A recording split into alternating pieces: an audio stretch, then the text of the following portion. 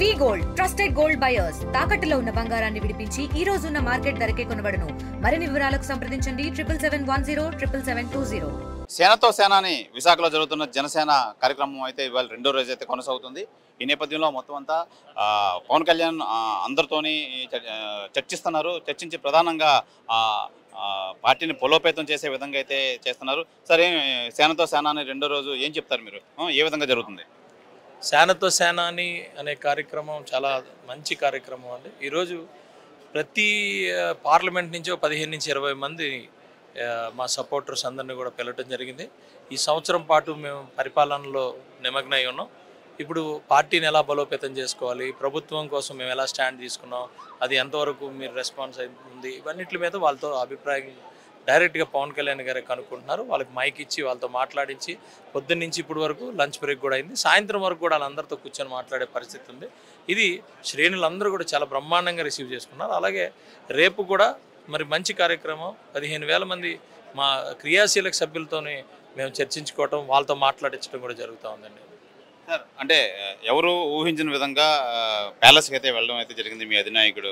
Palace ఇప్పటివరకు మొత్తం అంతా చర్చించి ప్యాలెస్లోనే మొత్తం అంతా రివ్యూ మీటింగ్ అయితే పెట్టారు. ఏం చెప్తారు?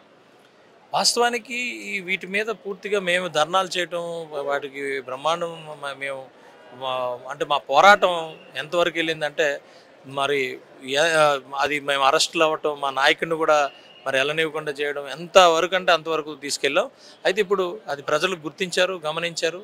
మాకు ఆ కస్టోడియన్స్ కింద మమ్మల్ని పెట్టడం జరిగింది. అయితే ఇంత 450-500 కోట్లు ఇన్వెస్ట్మెంట్ దాని మీద పెట్టిన తర్వాత డబ్బులు ఎలా వస్తాయనే దాని మీద మాకు ఏం చేయాలనే దాని మీద అర్థం కాని విషయంలో కొంత డిలే అయితే జరిగింది. ఈరోజు డెసిషన్ తీసుకున్నాం. ఇది ఇంకెక్కువగా ఇది చేయకూడదు, ఎట్టి పరిస్థితుల్లో ఈ బిల్డింగ్ పాడవకూడదు. అలాగనే మనకి టూరిజం శాఖకి ఇంతకుముందు 7 కోట్లు వచ్చేది ప్రతి సంవత్సరం ఆదాయం. ఇప్పుడు ఎంత ఆదాయం రావాలి, ఏంటి రావాలి, ఇది అతి త్వరలో చేయాలనే ఉద్దేశంతో మేము డిసైడ్ చేసి తీర్మానం చేసామండి. రేపు జరగబోయే 3వ రోజు దాని మీద ఏమైనా తీర్మానం తీసుకునే అవకాశం ఉందా?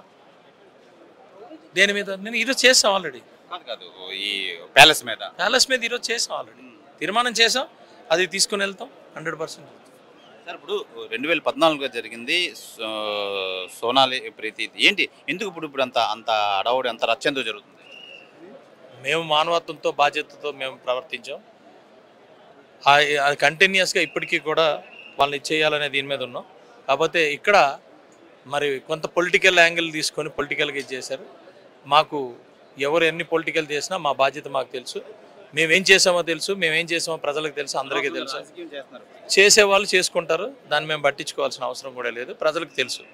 విజయ్ కుమార్, ఫైనల్గా రేపు ఏం జరగబోతుంది? రేపు ఏంటి మెయిన్? రేపు మాకు ఒక 15,000 మంది క్రియాశీలక సభ్యులు ఉన్నారు.